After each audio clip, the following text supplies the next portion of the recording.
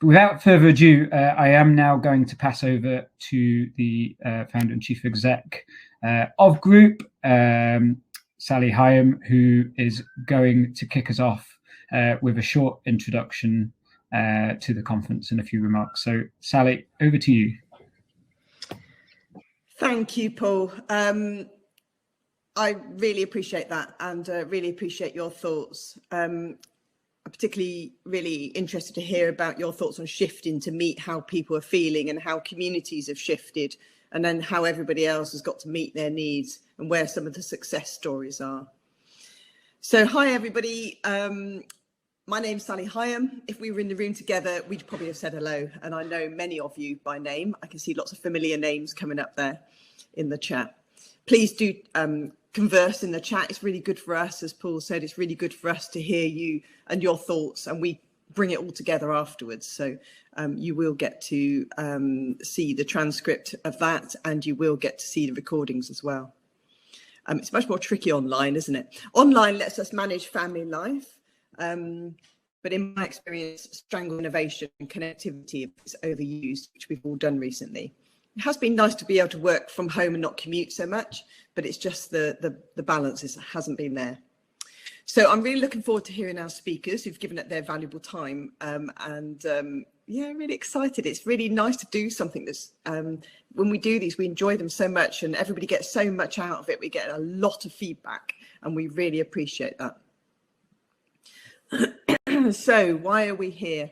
Every conference, I ask, why are we here? In 2019, before the pandemic, we looked at your strength curve and how to value yourself in your volunteering roles, and to reflect on how you came to be here and where you will go in the future with your volunteering.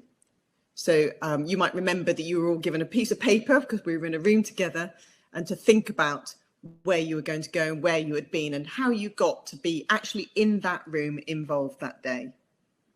And then in 2020, last year, I asked you to look outwards for inspiration, thinking about how you belong to a giant jigsaw, how you've been a part of someone else's jigsaw, their own journey jigsaw.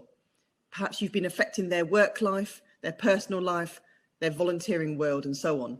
And I reminded you that we're all part of someone else's volunteering story. I think it's really important to remember that, crucial actually, that you don't realise what the impact that you're having on somebody else when you're doing your volunteering. It might be to your volunteering companions and colleagues, or it might be to the people you're trying to help. We all contribute towards it. But remember, it's the responsibility of the other individual to slot all the pieces together of their own jigsaw. So this year, I want you to reflect on yourself once again. I'm not the same person that I was in March 2020, and I suspect you may not be either. My volunteering world was tipped upside down, along with everything else.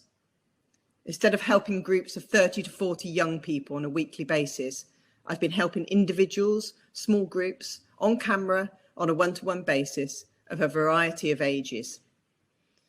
It really bothered me at first. It felt important to me that I could help as many as possible. That's just part of my kind of thing. I realised that I was a bit stuck on that. And that was part of my original volunteering at the start of last year, helping dozens of young people play sport to the best of their ability. I've always mentored individuals, but this has really ramped up. Nowhere near the number I was helping before, but still a lot of people. And then I realised I was being hard on myself. After all, this was really out of my control. We've got so many other factors that we've had to contend with. For me, it's been teenage and young family members and friends with serious anxiety and depression issues. Home educating. My daughter spent a year at college from her bed. That's not normal. Looking after a team entirely remotely. Moving house twice in the pandemic. Chairing external meetings on camera. All the while not really knowing if everyone was genuinely all right or just saying it. Certainly there have been many times I've said I was all right and I didn't mean it. I am all right today, by the way, just in case anyone's worrying now. I am. But whether we are leaders or part of a team, we generally feel compelled to try and not make other people feel the effects of what we feel when it's negative. And we want to help and make others feel better. That's just generally how most people operate. I certainly do. So I just wanted to encourage you today to not be hard on yourself. I've seen very senior leaders that I'm connected to fall apart. I've seen members of my family and friends and colleagues fall apart with mental health breakdowns, suicide attempts, depression and anxiety, physical illnesses and relationship breakdowns all surge to the front. I've literally seen dozens of people in despair and misery this last year because of the way they feel or others close to them feel. Far more than I've ever seen before in that particular period of time. And I'm raising it today, not to make you feel sad or to try, and obviously not to raise you up. That's not what this is about, really, not like I normally do. But instead, I wanted to say it because I want to recognise you, each of you who are watching this, who are on the chat, who will contact us during it and afterwards, as affected and real people, as I am.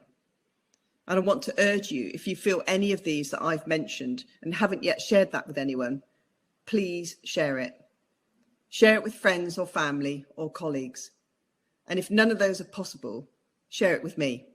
Email me on sally.higham@groop.com or tweet me, Sally Higham. Find me on LinkedIn, whatever you want to do. And now, as we move forward and things are moving again, I urge you to step forward and volunteer again as you did before, if you haven't already. There's been evidence of women in particular dropping away from volunteering during the pandemic. There could be lots of reasons for that.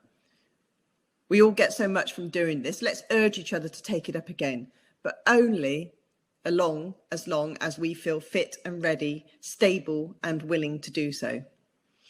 I've been continuing to mentor and help out small voluntary and charitable groups and so on. Working with big groups of young people, we'll just have to wait for now, but I'm looking forward to it. Finally, Groop has got that vision that everyone belongs and is inspired to take part and embrace life's opportunities. And we put volunteering right at the top of the agenda, just as you do.